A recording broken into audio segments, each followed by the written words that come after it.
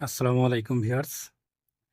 যারা প্লে পয়েন্টের এই ইভেন্টে অংশ নেবেন, বর্তমানে প্লে পয়েন্টে এই যে পাবজির একটা ইভেন্ট চলে আসছে। এখানে যদি আমি লিগ, তো আমি এই গ্রুপে অলরেডি জয়েন করে 2টা ম্যাচ খেলেছি, 5টা করে কিল করছি। প্রত্যেকটা কিলের বিনিময়ে এখানে আমাকে 10 পয়েন্ট করে দিয়েছে। তো এখন আমার পয়েন্ট কিন্তু 100, এখানে দেখতে পাচ্ছেন 100। আমি টপ 50,000-এর মধ্যে আছি। এখানে বর্তমানে আমি 150 প্লে পয়েন্টের জন্য এলিজিবল।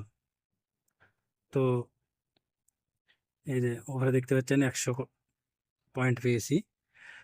এখানে মূলত পাবজি গেম কিলের ওপরে এই পয়েন্টগুলো দিচ্ছে। এখানে দেখেন আমি 4টা কিল করলাম, 100 পয়েন্ট পাওয়ার পরে আমি আপনাদের দেখানোর জন্য আরেকটা ম্যাচ খেলে 4টা কিল করছি। তো কিল করে এবার আমি বের হয়ে গিয়ে যদি আবার প্লে প্লে স্টোরের ওখানে যাই, যাওয়ার পরে দেখবো যে 4টা কিলের বিনিময়ে আমাকে আবার 40 পয়েন্ট দিছে। তো এই দেখুন, এখানে যদি আবার দেখি এবার কিন্তু 140 পয়েন্ট হয়েছে। আমি একটু রিফ্রেশ করি,